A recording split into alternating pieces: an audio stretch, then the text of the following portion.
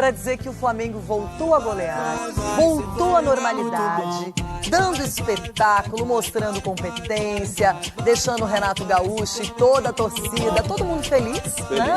Foi assim, uma noite bem tranquila. Agora, o Olímpia não gostou muito, nem do resultado.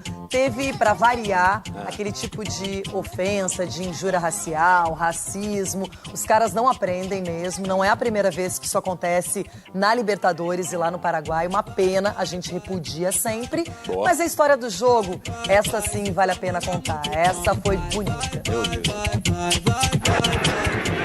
No Paraguai, o Flamengo encaminhou a vaga para as semifinais da Libertadores. O time carioca foi pressionado pelos donos da casa nos primeiros minutos. Só que os paraguaios davam espaços para os contra-ataques. O rubro-negro foi se ajustando e abriu o placar em uma linda jogada coletiva. Bruno Henrique, Gabigol, Bruno Henrique, Arrascaeta, gol. Até aí estava tudo calmo, mas a partida teve um momento de tensão. Nessa disputa de bola entre Arrascaeta e Salazar, o meia uruguaio acabou acertando o rosto do lateral direito. O jogador ficou desacordado. Todos ficaram muito preocupados. Ele precisou sair do estádio de ambulância. No hospital foi detectado traumatismo craniano. Depois do jogo, Arrascaeta pediu desculpas pelo golpe que chamou de involuntário. Durante os 11 minutos de paralisação, a equipe de Renato Gaúcho fez denúncias de injúria racial por parte da torcida do Olímpia. Eu cobrei muito do quarto árbitro, do delegado do jogo. Passamos para a nossa diretoria agora. Eles vão tomar as devidas providências, porque isso choca, isso entristece, isso realmente é uma coisa muito triste, que acontece não só no Brasil, mas no mundo todo. A bola voltou a rolar e o jogo pegou fogo. Diego Alves deu uma assustada nos flamenguistas. Escorregou na cabeçada de Walter Gonzalez. Na sobra, Roque Santa Cruz arriscou, mas a defesa do Fla tirou. No fim da primeira etapa, o VAR entrou em ação. Felipe Luiz, que já tinha recebido amarelo, acabou levando o vermelho por falta em Sosa. Aí, o árbitro voltou atrás e analisou um lance anterior de possível pênalti em cima de Arrascaeta. Penalidade marcada e expulsão anulada. E de pênalti é difícil o Gabigol perder. 2-0. Depois do gol, a defesa ficou desatenta. Isla deu uma vacilada e os paraguaios diminuíram com Torres. 2-1. O rubro-negro não sofreu. Isso porque Gabigol estava bem no jogo e no segundo tempo foi oportunista. Aproveitou o chute errado de Bruno Henrique e colocou na rede. 3-1. Na arte de perder gols, o Flamengo vem dominando. Bruno Henrique ficou lamentando. E olha essa chance do Everton Ribeiro. Arrascaeta também ficou perto de fazer o quarto. Foi preciso Vitinho sair do banco para fechar a conta depois da assistência de Gabigol. Goleada em Assunção, 4-1. Mais 2 gols, assistência e vitória, que era o mais importante. Então, sabemos que temos mais um jogo ainda, vai ser muito complicado, mas queremos que demos o primeiro passo muito bom. Alívio para Renato Gaúcho, depois de uma dolorosa derrota no fim de semana. O Flamengo não é o melhor time do mundo. E os melhores times também perdem. Mas o mais importante de tudo é que 3 dias depois nós entramos numa outra competição, no caso hoje, pela Libertadores. Um jogo muito difícil aqui no Paraguai, diante do Olímpia. E a equipe voltou a ser o Flamengo. Então, como falei no final de semana, digamos que foi um acidente de trabalho, aquele jogo. Com o resultado, o Flamengo garantiu uma boa vantagem para o jogo de volta, que acontece na próxima quarta-feira no estádio Mané Garrincha, em Brasília. A partida vai contar com a presença de parte da torcida e o rubro-negro pode até perder por 3-0, que mesmo assim avança para a semifinal. O Flamengo, no momento que ele perde, ele é muito cobrado. Hoje, nós conseguimos, volto a repetir, um bom resultado fora de casa nos primeiros 90 minutos. E a semana que vem a gente vai fazer de tudo para que a gente possa já chegar numa semifinal da Libertadores. Que coisa, quanta loucura teve nessa partida. Agora, a gente sabe que o Flamengo teve esse acidente de percurso, como o Renato mesmo também utilizou essa expressão. Será que ele ouviu o jogo aberto de manhã? Acho que sim, também, né? Agora, ele sabe que o Flamengo não poderia baixar a cabeça e transferir uma derrota do Brasileirão, uma goleada no Brasileirão para a Libertadores. E parece que conseguiu, sim, separar muito bem as coisas. Pelo placar, você está coberto de razão, poderia ter sido bem mais, mas um 4-1 é expressivo, a partida com muitos problemas, não é? Essas ofensas raciais aí que os caras sempre fazem, impressionante. Volta o torcedor e os problemas antigos reaparecem. A gente viu o árbitro até confuso, primeiro ele não viu o pênalti para o Flamengo, depois ele viu, ele teve que tirar o cartão vermelho que tinha dado para o Felipe Luiz, aí depois esse lance com a Arrascaeta e com o jogador do Olímpia, enfim, foi um jogo com várias coisas, mas que uma coisa que ninguém pode questionar é a qualidade do Flamengo e a maneira como venceu a partida. A intensidade que eles jogam, a velocidade, a forma que quando perde a bola tenta recuperar rapidamente. Ontem era para ter sido um jogo pelo menos uns 8. A Arrascaeta perdeu o gol, o Everton perdeu o gol, o Gabigol perdeu o gol, Mateuzinho perdeu o gol, um monte de gente tiveram a oportunidade de marcar gols e não conseguiram marcar gols.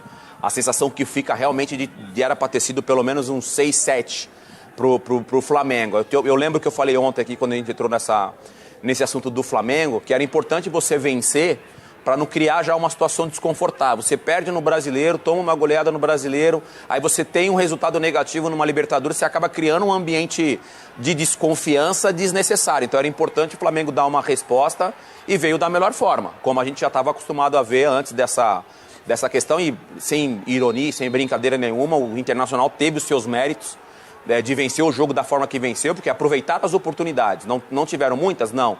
Mas as poucas oportunidades que o Internacional teve, foi competente para fazer a finalização, ponto. Então era importante essa resposta do Flamengo. E ontem a gente viu um Flamengo como a gente estava acostumado a ver antes desse jogo contra o Internacional. Tem um detalhe importante, quando o jogo estava 1-0 para o Flamengo, aconteceu tudo isso. Primeiro, não foi dada a penalidade, mas o árbitro na sequência deu um cartão vermelho para o Felipe Luiz. Quando o VAR chama e mostra que houve o pênalti e o árbitro se convence, vê o lance, ele tem que anular o que aconteceu depois. Então ele tem que retirar o cartão vermelho do Felipe Luiz. Se ali, com 1-0, que o Olímpia estava criando uma chance no início do jogo, a verdade é essa. E se o Flamengo ali perde um jogador, de repente não tem essa penalidade marcada, poderia ter complicado o jogo. Mas depois disso, o Flamengo facilitou a partida. E quando volta e marca, fica num 2-1, se o Flamengo não faz o terceiro gol, também poderia ficar numa situação também mais desconfortável, o torcedor empurrando o time, enfim.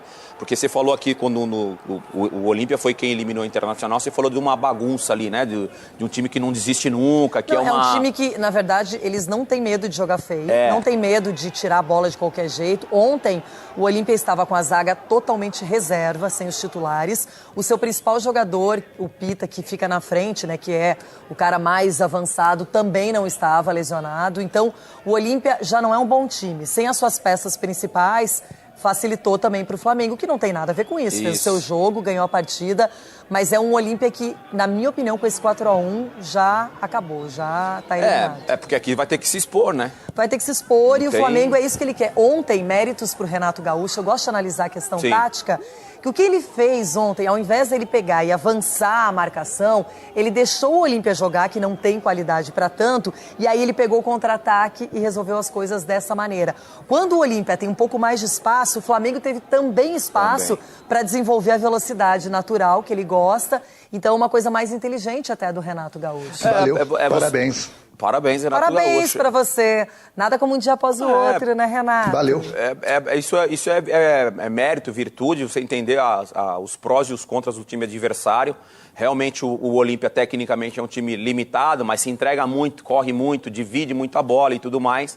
E aí teve esse lance aí que enfim, o Arrascaeta nesse lance, eu não vi intenção nenhuma do Arrascaeta. Eu vi um contato normal ali, óbvio que quando você tem essa gravidade na situação, ambulância, jogador sendo atendido e saindo de ambulância, você fica com essa sensação de que foi pior do que a imagem mostra. Quando eu vi o lance, que é o contato do Arrascaeta com o jogador do Olímpia, ó, esse braço direito dele, ó, no rosto, ó, o movimento do Arrascaeta normal, assim, não vi nenhuma intenção, mas aí teve uma consequência nesse contato. Ali a gente viu que o relatório médico mostrou que teve um traumatismo craniano e ele está sob observação, e o Arrascaeta e o Flamengo já se pronunciaram. Tenho certeza que foi de maneira involuntária, não acho. Pelo contrário, o Arrascaeta não é um jogador que usa esse tipo de recurso, e tomara que dê tudo certo com o jogador do Olímpia, que ele possa se recuperar e que não seja nada demais, porque na minha opinião também foi realmente um lance de jogo. Normal. Se não tem toda essa cena corretamente, diga-se de passagem, essa entrada da ambulância, os primeiros socorros, enfim, sei lá, se o cara bota a mão no rosto, levanta, tá tudo normal. Acho que os torcedores teriam um pensamento diferente. Mas aí quando você tem a notícia do diagnóstico, e aí você vê o lance e tal, você fala, pô, será que o Arrascaeta teve... Mas de verdade, até pelo fato de ter jogado futebol, um lance totalmente involuntário. Agora a gente mostrou aí toda a questão da ambulância, enfim, mas também mostramos que ao longo de todo esse atendimento médico, alguns torcedores aproveitaram de uma maneira ridícula, de uma maneira ineficaz, sabe, de gente que não tem o que fazer mesmo. O torcedor estava com tanta saudade de voltar aos estádios, de poder torcer de perto para o seu time. Aí quando chega, fica provocando os adversários com ofensas racistas e que pelo áudio é perfeitamente compreensível, dá para entender muito bem o que eles disseram e não tem sentido mais isso. É impressionante como a mentalidade das pessoas é preconceituosa e pequena. Isso não muda, Denilson.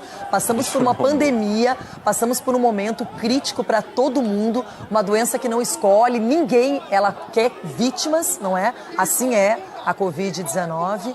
E aí as pessoas voltam para o estádio e fazem as mesmas idiotices. Tem que mudar a punição, né? Eu não sei qual que é a regra, a legislação lá do Paraguai, mas você precisa mudar esse tipo de decisão, de punição, porque não...